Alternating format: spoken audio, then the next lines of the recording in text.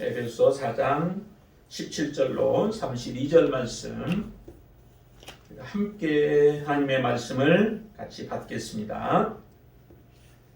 그러므로 내가 이것을 말하며 주 안에서 증언하노니 이제부터 너희는 이방인이 그 마음에 허망한 것으로 행함같이 행하지 말라.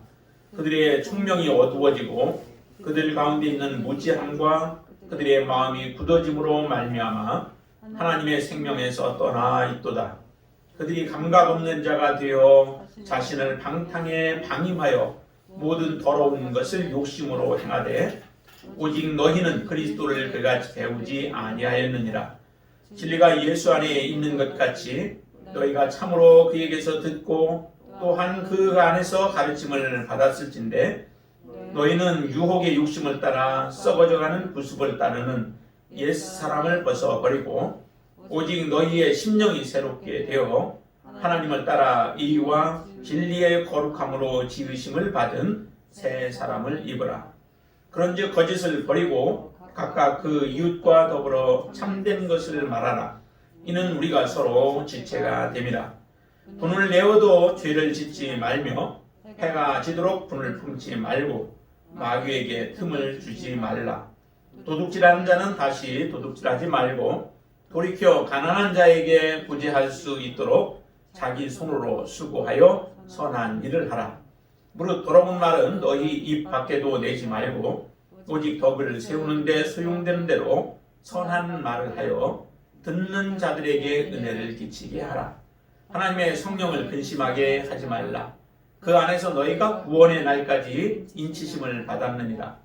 너희는 모든 악독과 노함과 분냄과 떠드는 것과 비방하는 것을 모든 악의와 함께 버리고 서로 친절하게 하며 불쌍히 여기며 서로 용서하기를 하나님이 그리스도 안에서 너희를 용서하심과 같이 하라. 아멘. 옛사람과 새사람. 옛사람. 크게 두 가지로 우리가 구분되어 있죠. 옛사람과 새사람. 여러분들은 이미 새 사람 가운데 들어가 있는 사람들입니다. 그런 새 사람 된 사람들이 이제 어떻게 살아야 하는가라고 하는 것. 그것이 우리에게 주어진 올해의 빛 가운데 행하는 삶이기도 하고 또한 구원받은 자가 마땅히 살아야 할 삶의 모습이기도 합니다. 성경은 많은 곳에서 우리에게 하나님의 빛된 자들 또 하나님의 자녀된 자들의 삶의 모습에 대해서 말씀하시고 너희들이 이렇게 살아야 한다라고 하는 것들을 말씀하고 있습니다. 실제 하나님의 자녀들은 이전과 같은 삶을 살아서는 안 되죠. 그러기에 지금 에베소서를 통하여 우리에게도 또 그 말씀을 주시는 겁니다.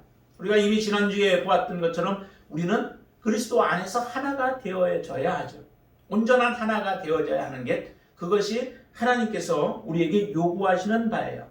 그 하나가 되어졌을 때 우리는 온전한 교회를 이루고 예수 그리스도의 온전한 몸으로서 우리는 살아갈 수 있게 되어지죠. 하나가 되지 못하면 교회가 교회될 수 없는 겁니다. 서로 지체가 또 함께 주님을 섬기는 자녀들이 하나가 되어지지 못하면 그들은 온전한 지체로서의 역할을 감당하지 못하는 자들이에요. 그래서 교회를 세우기 위해서도 우리는 반드시 하나가 되어져야 한다라고 말씀하셨다면은 이제 그렇다면 우리가 하나가 되어져서 살아가는 실제적인 삶의 모습이 무엇인가라고 하는 것들을 구체적인 부분들을 통하여서 우리에게 말씀해 주고 있습니다. 그 중에서 이제 먼저는 우리가 벗어버려야 할 것들, 벗어버려야 할 것이 있다면 그것이 무엇인가? 그것은 옛사람을 벗어버려야 한다는 것입니다. 옛사람이 무엇일까요? 그것을 17절에서는 우리에게 이렇게 표현하고 있습니다. 이방인이다라고 표현을 하죠. 우리가 예수 그리스도를 만나기 전에 우리의 삶의 모습, 우리가 예수 그리스도를 만나기 전에 우리가 행했던 일들, 이것이 이방인의 대표적인 모습들이죠. 이방인이 그 마음에 허망한 것으로 행함같이 하지 말라라고 우리에게 단적으로 명령하고 있습니다. 이방인들이 행했던 것은 하나님이 없는 인생이었죠. 하나님과 관계가 없는 인생이었습니다. 그들의 마음속에는 하나님을 두기를 싫어했습니다. 그들의 마음속에는 오직 세상의 것들이 가득 찼고 또한 자기의 욕심으로 가득 차 있었죠. 그래서 그 마음에 허망한 것이라고 하는 것을 이렇게 표현을 할 수가 있습니다. 실제적으로 믿지 아니하는 사람들은 그들의 마음속에 하나님이 계시지 아니하므로 그런 가운데서 무언가 되어지고자 하는 자기 실현을 이루고자 하는 것들, 아니면 철학을 쫓아서 살아가면서 내가 그 철학에 철저하게 그런 신앙을 가지고 살아가는 사람들이 있죠. 그리고 종교를 통해서도 자기의 뜻을 이루어 보려고 해요. 내가 욕심하는 것들, 내가 바라는 것들, 그런 것들을 이루어 가려고 하는 모든 행위들, 이 행위들이 여기서 표현하는 것은 마음에 허망한 것이라고 이야기를 합니다. 다시 말하면 하나님을 믿지 아니하는 가운데 행하는 아름다운 선들이 있습니다. 좋은 것들이 있습니다. 착한 일들이 있습니다. 그러나 그 착한 일들은 하나님 안에서 행해지는 것이 아닌 이상은 하나님 앞에 그것이 쌓아질 수 없는 거죠. 하나님 앞에 인정받을 수 있는 것들이 아닙니다. 하나님을 믿지 아니하고 행하는 모든 일들은 사실은 악을 쌓아가는 삶의 모습이죠. 그래서 그들이 계획하고 나름대로 본인은 옳다 생각하고 그것이 하나의 척도가 되어지고 그것이 기준이라고 생각할지 몰라도 하나님의 입장에서는 전혀 그것은 기준이 되어질 수 없는 겁니다. 하나님이 기준이시기 때문에 그렇죠.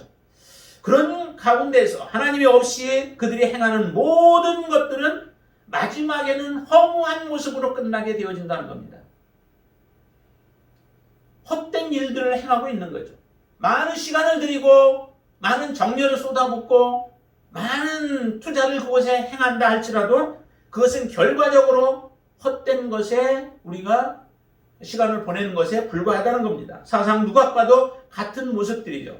그것을 로마서 3장 20절 말씀에서는 모든 사람들이 죄를 범하였으면 하나님의 영광이 이르지 못한다는 거예요. 우리가 하나님 없이 살아갔던 우리의 인생은 하나님 앞에 영광이 되어질 수 없는 인생이 되어질 수밖에 없다라고 하는 것을 말씀하는 거예요.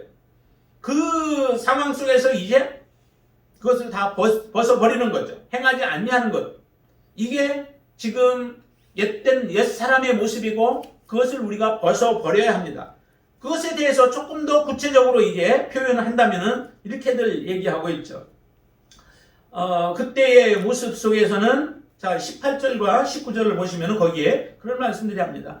총명이 어두워졌고 그 다음에 그들 가운데 있는 무지함과 그들의 마음이 굳어짐으로 말미암아 하나님의 생명에서 떠났다. 하나님의 생명에서 떠났다. 구원받지 못하는 자들이요 하나님의 은총을 입지 못하는 자들이라는 거죠. 계속 이방인의 삶을 살아가게 되어지면 우리가 죄된 삶을 살아가는 자들에게는 반드시 이 결과가 오게 되어져요. 하나님의 생명에서 떠나버린 인생이 되어집니다. 내가 그것이 나를 구원할 줄 알았는데 그것이 나를 그래도 좋은 것으로 인도해 줄 줄 알았는데 결과적으로 마지막에서 봤더니 그것은 멸망의 길로 가는 것들이요 심판의 대상이 되어졌던 것임을 결과적으로 깨닫게 되어지죠.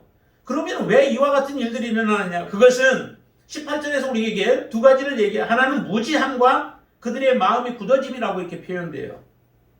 사람이 무지하게 되어져서 무지하기 때문에 결국에는 생명에서 떠나는 삶으로 나아가게 되어지고 또한 마음이 굳음으로 인하여서 그 생명의 길을 알지 못하게 되어지죠. 무지함 그리고 우리의 마음의 견고함 때문에 굳어진 것 때문에 그렇게 되어진다. 씨 뿌리는 비유에서 본다면 돌짝밭과 같은 모습이에요. 독짝밭이 되어져서 그 길가와 같은 밭. 그래서 길가에 떨어진 씨앗들은 결국에 새들이 와서 다 쪼아 먹는다라고 그렇게 말씀하고 계시죠. 하나님의 말씀은 씨앗은 떨어졌는데 씨앗이 뿌리를 내릴 수도 없고 결국 그것은 그냥 역사하지 못하고 뿌리를 내지 못하고 결국 죽게 되어지는 것과 마찬가지라는 거예요. 그것이 사람의 마음에 견고하기 때문에 굳은 마음 때문에 결국 그와 같은 일들이 일어나고 하나님을 그 마음에 두지 아니하고 살아가려고 하기 때문에 그 무지함으로 인하여 이와 같은 일들이 일어나게 되어지죠. 하나님이 우리에게 진정한 총명을 주시는데 하나님이 주시는 그 총명은 우리가 하나님을 모든 만물을 보며 하나님이 주시는 복음의 말씀을 들으며 그 말씀이 우리 안에 들어올 때에 결국 우리 안에 총명이 이루어지게 되죠. 총명을 주시게 되어지죠. 그 총명이 있을 때에 생명 가운데로 나아가고 말씀 가운데로 우리가 나아가게 되어지는 겁니다. 이 이방인들은, 그리고 옛 사람의 모습을 벗어버리지 못하고 살아가는 사람들은 결과적으로 이처럼 무지함과 마음이 굳음으로 인하여서 총명이 어두워지고 어둠으로 총명을 덮어버리는 그런 상태가 되어지고, 그로 인하여 결국에는 생명을 잃어버리게, 생명에서 떠나버리는 이런 결과를 가져오게 되어진다는 겁니다. 그로 인해서 결국 그들은 감각 없는 자가 되어진다. 마음의 양심의 화인을 맞게 되어지면 그 화인 맞은 양심으로 인하여서 죄를 지어도 죄를 깨닫지는 못해요. 죄에 대해서 민감하게 반응하지 못해요. 점점 죄가 한 번, 두 번 계속 짓다 보면은 죄가 나의 삶을 사로잡아서 이끌어 감으로 인하여 결국 우리의 감각은 무뎌져 버리죠. 도덕적으로도 우리는 타락하게 되어집니다. 19절에 그래서 이렇게 표현을 하고 말씀하십니다. 자신을 방탕에 방임하여. 방탕에 들어갔는데도 그것을 그냥 그대로 포기해 버리는 거예요. 죄에 대해서 포기해 버리는 거예요. 내가 죄 가운데 죄와 싸우려고 하지도 않고 죄를 짓는 나의 모습을 보면서도 우리는 거기에서 저항하지도 않게 되어집니다. 이것이 방탕에 방임하게 되어져서 결국 우리를 모든 더러운 것을 욕심으로 행하게 만들어버린다라고 성경은 우리에게 말씀하고 있습니다. 이런 가운데 우리가 지속적으로 살아가게 되어지면 결과적으로는 우리는 완전히 생명에서 떠난 자들이에요. 에베소 교인들은 이미 하나님을 알았던 자들 아닙니까? 예수 그리스도를 만났던 자들이었고 예수 그리스도의 은혜 속에서 살아갔던 자들입니다. 그래서 첫사랑을 경험한 자들이었죠. 첫사랑이 있었습니다. 첫사랑이 없었던 자들이 아니에요. 없었던 자들이라고 한다면 굳이 이렇게 말할 필요가 없죠. 첫사랑을 알고 첫사랑을 경험했던 자들이고 그 첫사랑을 가지고 있었던 자들이에요. 그런데 첫사랑을 잃어버리는 거죠. 무엇에 의하여? 세상의 것들에 의하여서, 그 욕심에 의하여서 점점 그들은 그 하나님의 첫사랑을 잃어버리고 그 결과로 결국 생명에서 떠나는 길을 가고 있는 에베소 교인들을 향하여서 바울이 지금 책망하고 있는 것입니다. 우리의 모습은 어떻습니까? 정말 여러분들이 우리가 이방인의 삶에서 우리를 건져주신 하나님의 은혜가 우리 안에 크게 우리의 마음속에 자리 잡고 있어서 정말 세상의 것이 아닌 오직 영원한 것, 영적인 것을 우리가 사모하면서 믿음으로 살아가는 우리의 삶인지, 아니면은 세상과 같이 타협하면서 세상 것도 누리고 하나님의 것도 같이 누리며 살아가면서, 그러면서 우리는 지금 믿음 생활 잘 한다고 그렇게 생각하고 살아가고 있는 삶인지. 분명히 사도 바울은 이야기합니다. 너희들이 이방인과 같은 삶을 살아가게 되어지고 옛사람을 벗어버리지 아니한다면 너희들의 결과는 뻔한 것이요. 헛된 삶을 너희들이 살아가고 허망한 인생을 살아감으로 인하여서 너희들에게 생명에서 떠나버리는 결과가 너희들에게 올 것이다 라고 하는 것을 말씀하고 있는 거죠. 그들을 향하여서, 이제 죄 가운데 살아갔던 그들을 향하여서 너희들은 옛사람을 벗어버리고 새 사람을 입으라 라고 말씀하십니다. 20절에서 우리가 배운 것은 예수 그리스도를 통하여서 그같이 배우지 아니했다는 거죠. 예수님을 믿을 때 우리로 하여금 우리에게 요구하시기는 우리는 죄에 대해서는 죽은 자요 의에 대해서 살아가는 자라고 말씀합니다. 예수 그리스도와 함께 십자가에 못 박혀 우리는 죽은 자들이라는 거죠. 분명히 그것을 우리가 인지한다면 우리의 삶 속에서는 더 이상 죄에 대해서 용납하지 말고 그리스도와 함께 살아가는 삶, 그리스도를 기쁘게 하는 삶을 살아가는 것이 하나님이 우리에게 요구하시는 바라는 겁니다. 이런 삶을 살기를 사도 바울은 요구하세요. 자, 그러면은 우리가 바로 하나님 앞에 바르게 살아가기 위하여서 해야 할 것은 반드시 옛사람을 벗어버리는 22절 우리 한번 같이 읽어보시죠. 22절. 너희는 유혹의 욕심을 따라 썩어져가는 구습을 따르는 옛사람을 벗어버리고, 그렇죠? 옛사람을 벗어버리라. 옛사람에 대한 부분들은 다른 데서도 한 두 번 정도 더 나와요. 로마서라든지 골로새서와 같은 곳에서도 옛사람에 대해서 이야기를 하죠. 옛사람을 벗어버려라. 그리고 너희들은 이제 예수 그리스도와 함께 새 사람이 되었다라고 하는 부분들을 말씀해요. 반드시 옛사람을 벗어버려야 되죠. 그런데 왜 옛사람을 벗어버리냐? 유혹의 욕심을 따라서 썩어져가는 구습을 그건 따라가기 때문에 그렇다라고 말씀하시죠. 그러면 새 사람을 입기 위해서는 벗어버려야 되는데 새 사람을 입으라라고 말씀하시는데 23절에서 우리에게 말씀합니다. 오직 너희의 심령이 새롭게 되어. 심령이 새롭게 된다. 어떻게 심령이 새롭게 되어질까요? 로마서에서도 우리에게 그렇게 말씀합니다. 로마서 12장 2절 말씀해 보면 너희가 이 세대를 본받지 말고 오직 마음을 새롭게 함으로 변화를 받으라 라고 말씀하세요. 근데 이 새롭게 되어지는 것은 우리의 마음의 각오를 새롭게 가지는 것을 이야기하는 게 아니죠. 내 스스로 이룰 수 있는 것을 말씀하지 않아요. 내가 스스로 이루어낼 수 있는 게 아니에요. 이것은 오직 거듭나지는 삶의 모습이죠. 예수 그리스도로 인하여 아니면 성령의 역사하심으로 인하여 우리의 마음이 완전히 본질적으로 바뀌어지는 삶입니다. 그러지 아니하면은 세상 사람들도 많이 결심하고 또 그들 마음속에도 새로운 다짐들을 많이 하잖아요. 그런데도 하나님이 기뻐하시는 삶을 살아갈 수 없습니다. 왜 그럴까요? 겉으로만 변화되어진 것 가지고는 우리가 새 사람이 되어질 수 없습니다. 이스라엘 백성들이 하나님 앞에 온전하게 섬기게 하기 위해서 하나님이 하시는 방법이 있었죠. 그들에게 율법을 주고 율법을 너희들이 지켜 행하라 라고 하시지만 그 거룩하신 하나님을 경험도 하고 또 체험도 하고 하나님의 역사를 많이 보기도 하지만 이스라엘 백성들의 완전한 변화된 삶이 일어나지 않습니다. 왜 완전한 변화가 일어나지 않을까요? 그것은 그렇게 할 수 있는 능력이 그들에게 없습니다. 그래서 하나님이 저들을 온전히 하나님의 백성으로 만들기 위해서는 하나님이 하시는 방법이 그들 속에 새 영을 주시는 겁니다. 그들의 마음에다가 새 영을 넣으시고 그 성령에 의해서 이끌어갈 때에 우리가 변화되어진 삶을 살아갈 수 있고 하나님을 기쁘시게 하는 삶을 살아갈 수 있기 때문에 그렇습니다. 여기서도 마찬가지예요.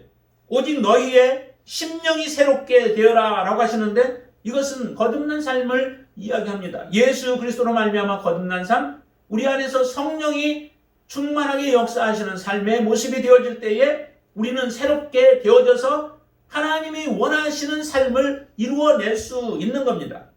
니고데모가 성경을 통하여 율법을 가지고 그것을 공부하면서 살았지만은 그의 삶에 온전한 변화가 일어나지 못하죠. 그러나 예수님은 그가 왜 선생이 되었음에도 불구하고 그가 아직 깨닫지 못하는 것들을 하는데 그는 거듭나지 못함으로 인해서 그렇다는 거죠. 그래서 너는 성령으로 말미암아 다시 나야 된다, 거듭나야 된다라고 말씀하실 때에 니고데모는 깨닫지 못해요. 그러나 나중에 그는 몰라도 그 거듭난 삶을 있었죠. 그래서 예수 그리스도 마지막 십자가에 죽으실 때에 예수께 나와서 그가 헌신했던 모습을 우리가 보게 되어집니다. 이처럼 지식적으로도 아니요, 우리의 힘으로도 아니요, 우리의 능력으로도 아닌 오직 성령의 감동하심, 그리고 예수 그리스도를 주와 구세주로 영접할 때에 그 안에 역사하시는 성령님의 인도함을 통하여 우리는 새롭게 되어지는 거죠. 이렇게 새롭게 되어진 하나님의 자녀들이 하나님의 뜻을 이루어가는 겁니다.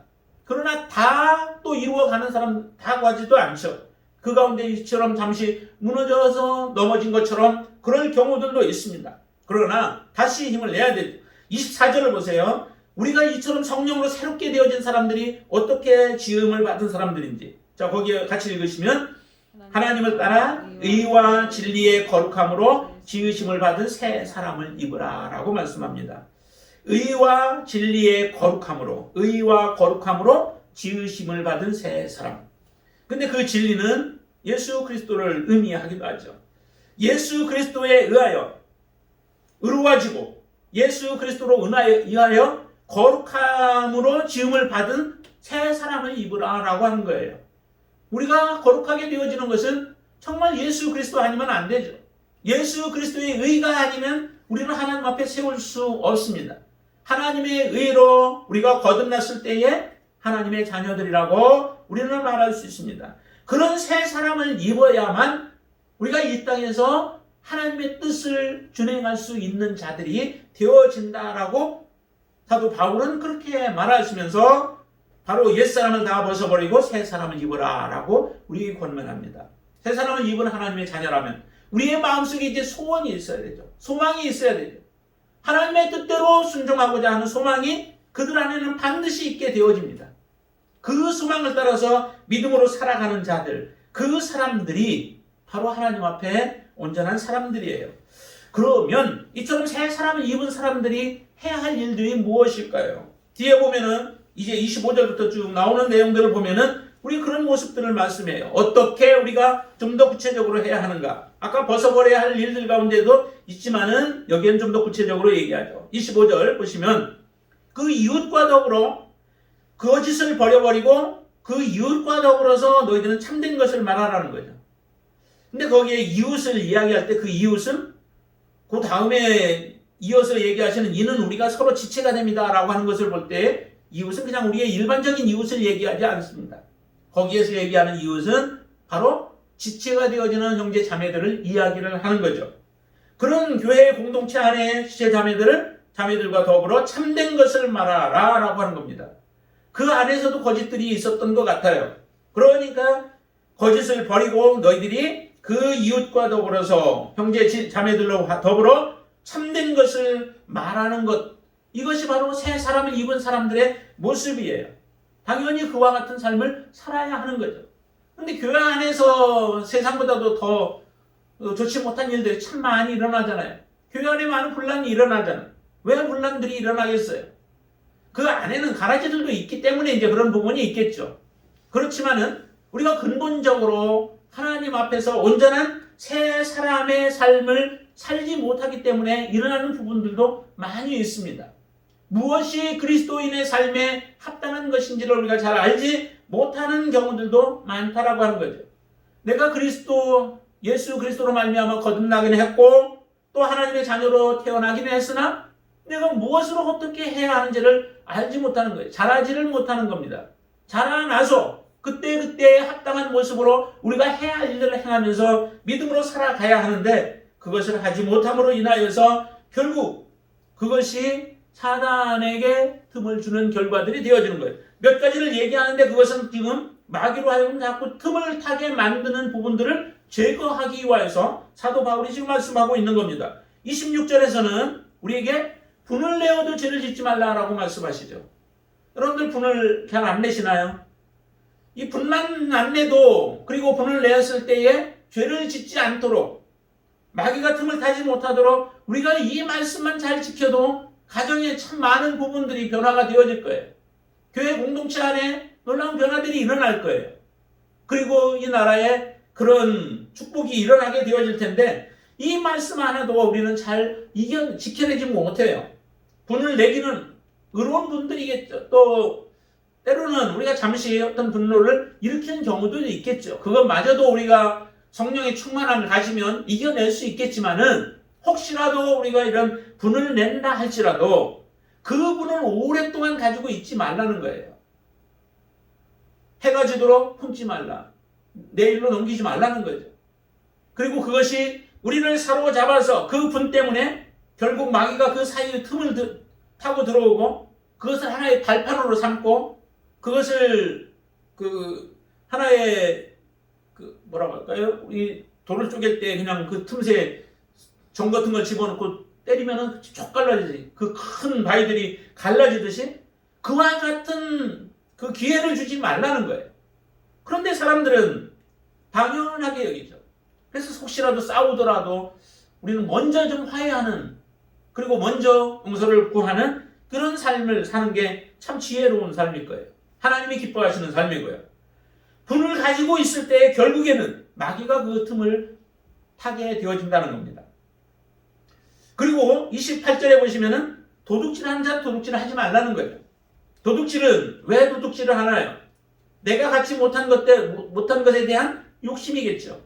그런 욕심들을 품지 말라는 겁니다. 하나님이 필요한 부분들을 채워주셨는데 또 필요하다면 열심히 수고하고 노력하라는 거예요. 노력 없이 모든 것을 얻으려고 하지 말라라고 하는 것입니다.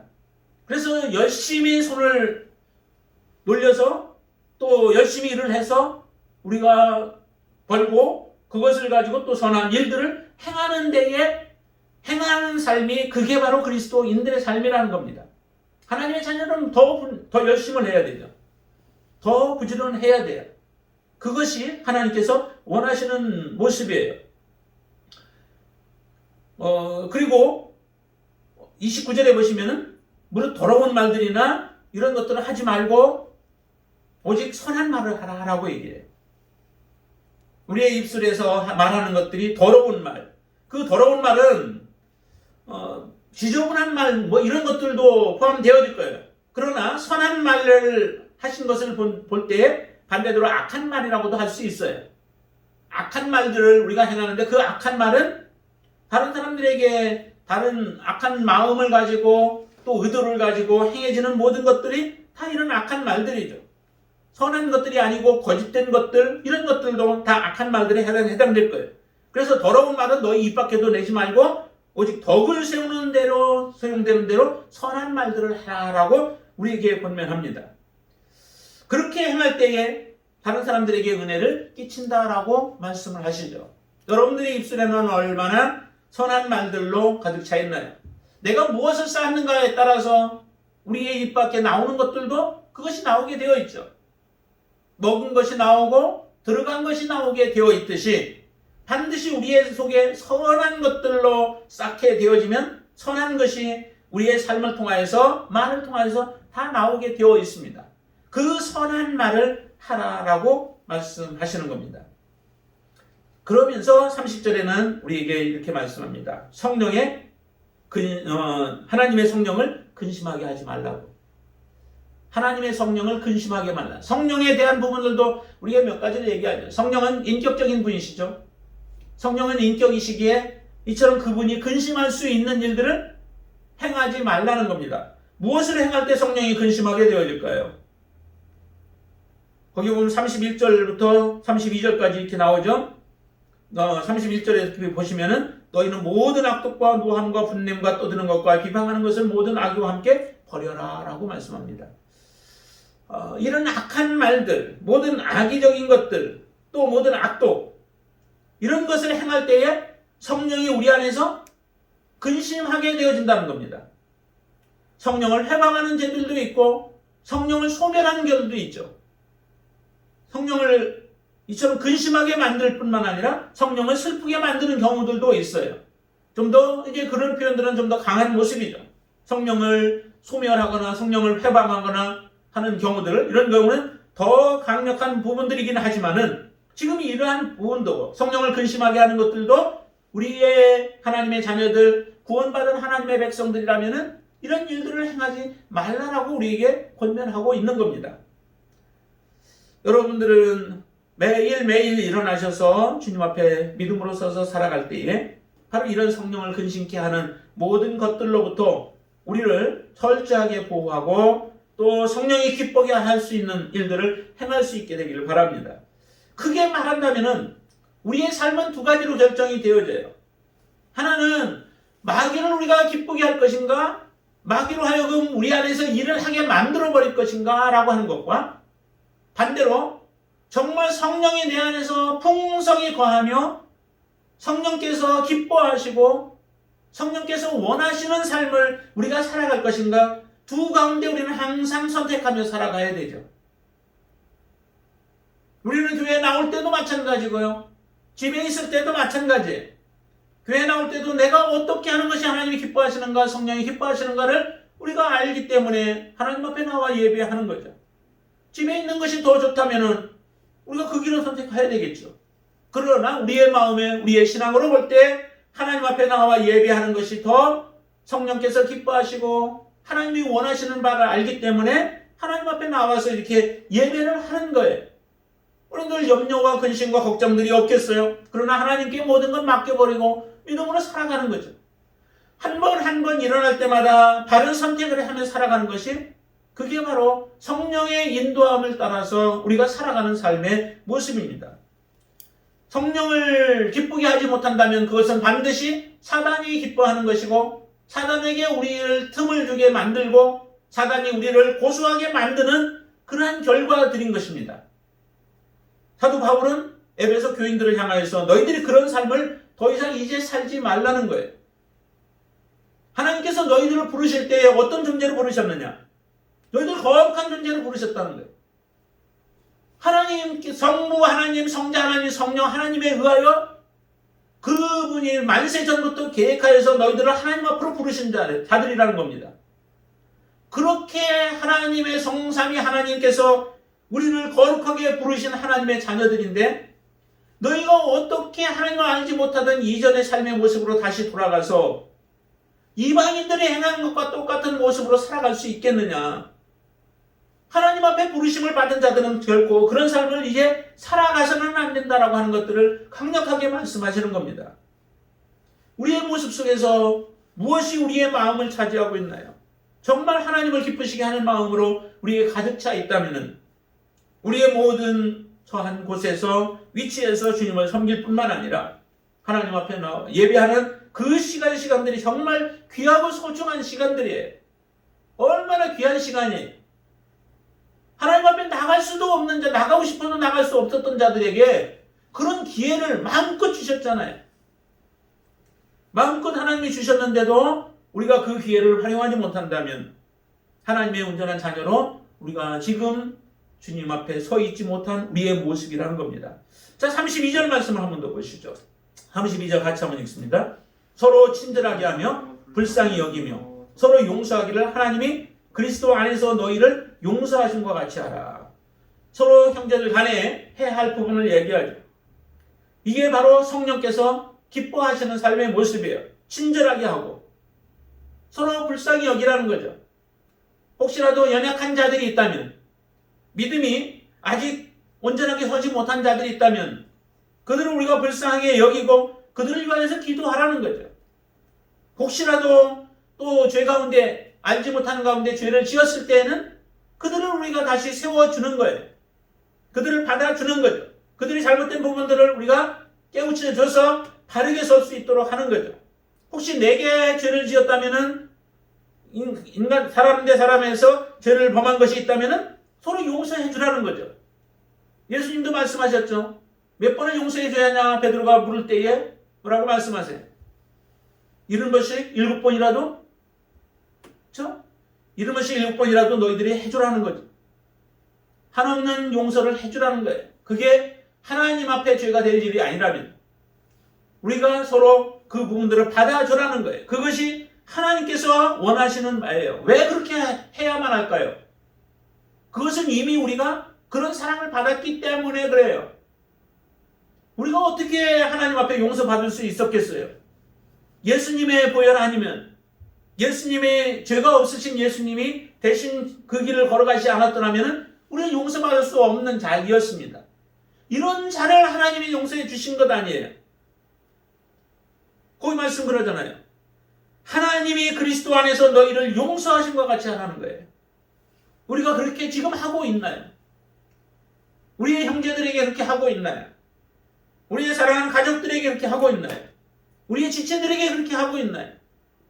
정말 하나님이 이것을 원하시는 거예요. 마태복음 18장에서도 말씀하시잖아요. 너희들이 형제들을 용서하되 중심으로 용서하라는 거예요. 너희 마음에서부터 그것을 용서하라는 거예요. 찌꺼기가 없이 용납이 되어지는 거죠. 그것은 우리가 주님을 바라볼 때 가능한 거예요. 주님을 보지 못하면은 그 용서는 불가능한 겁니다. 이루어질 수 없는 거예요. 잠시 덮어놓은 것처럼 보여요. 공기가 들어있는 공을 물속에다가 깊이 누르고 있는 것과 같은 모습이에요. 손만 떼면은 툭 튀어나오죠. 그거는 용서가 아니에요. 예수 그리스도를 바라보고 예수 그리스도의 용서로 우리가 무장되어질 때에 우리는 이런 용서를 할 수 있는 거죠. 그게 문제가 될 거 없는 거예요. 우리가 함께 주님 앞에 서는 것이 중요한 것이지 그게 누가 내게 상처 주고 아픔 주고 그게 문제가 되어질 수 없는 겁니다. 주님은 이렇게 강력하게 사도 바울을 통하여서 지금 에베소 교인들에게 요구해요. 너희들이 하나님의 부르심을 받은 자들이다. 너희들이 하나님의 자녀들이다. 너희들은 새로운 옷을 입은 새 사람을 입은 자들이다. 너희들의 삶의 모습은 이와 같은 삶이어야 된다라고 하는 것을 말씀하시죠. 이것이 우리의 억지가 아니에요. 이것이 기쁨으로 나오고 이것이 자연스럽게 우리의 삶에서 나오는 그것이 그게 바로 진정한 그리스도인들의 삶의 모습이라는 겁니다. 이 모습을 우리가 하나님을 아는 자들이라면 마땅히 이와 같은 모습으로 주님을 섬기는 자들이 되어야 될 줄로 믿습니다. 더 이상 우리가 옛사람에 매여 살지 말고 더러운 가운데 살지 말고 이제 새 사람을 입어서 의와 거룩함, 예수 그리스도로 말미암아 의로워졌고 예수 그리스도로 말미암아 거룩하게 되어졌다면 그 거룩함이 우리의 삶을 통하여서 지속적으로 나타나는 삶으로 인하여 하나님을 기쁘시게 하고 우리를 통하여 하나님 앞에 많은 영광을 돌리고 많은 열매를 하나님 앞에 맺음으로 인하여 하나님 앞에 기쁨으로 갈 수 있는 설 수 있는 그런 자들이 되어지기를 주님의 이름으로 축원을 드립니다. 아멘. 기도하겠습니다. 아버지 하나님 감사합니다. 정말 우리가 할 수 없는 것을 하나님은 하게 하시는 하나님이심을 믿습니다. 우리는 연약한 자이었습니다. 그런 우리에게 예수 그리스도를 통하여 우리는 죄를 대적할 수 있고 죄를 이길 수 있는 강력한 자로 저희들을 세워 주시니 감사합니다. 아버지 하나님 이 땅에는 영적 싸움이 지속적으로 이루어집니다. 틈만 나면 우리를 무너뜨리고 우리를 의로움 가운데서 거룩함 가운데서 떨어뜨리려고 더럽히려고 합니다. 하나님 그러기에 우리는 하나님의 전신갑주를 입고 무장하게 하여 주시어서 한순간도 방심하지 말게 하여 주시고 한순간도 하나님이 원하시는 대로 그릇된 것들을 택하지 말고 하나님이 기뻐하시는 선한 것을 택하며 말하며 행동하게 하여 주시옵소서. 이제 새 사람을 입은 자로 이 땅에서 살게 하여 주시옵소서. 세상에 소금이 되어지고 세상에 빛이 되게 하여 주시옵소서. 오직 우리를 통하여 주님만 드러나게 하여 주시기를 원합니다. 이제 더러운 모든 것들을 벗어버리고 이방인의 모든 삶을 벗어버리고 우리가 익숙했던 모든 것들을 벗어버리고 오직 예수 그리스도 안에서 새 사람의 삶을 살아가는 능력 있는 그리스도인들 되게 하여 주시옵소서. 우리 앞에 당한 여러 가지 어려움들로 인하여 아버지 힘들어하는 자들이 있습니까? 하나님 그것을 통하여 우리의 더러움들을 제거하고 우리의 세상적인 것들을 끊어버리게 만드시는 하나님의 은혜임을 알고 더욱더 하나님 앞에 믿음으로 나아갈 수 있는 귀한 은총을 허락하여 주시옵소서. 아버지는 한 주간도 하나님의 말씀 붙잡고 믿음으로 승리하기를 원합니다. 거룩한 것을 우리 안에 더 많이 쌓게 하여 주시고 말씀이 우리 안에 충만하게 하시고 우리 안에 역사하시는 성령님의 인도함이 우리를 온전히 바른 길로 생명의 길로 인도하도록 맡기게 하여 주시옵소서. 예수님의 이름으로 간절히 기도드리옵나이다. 아멘.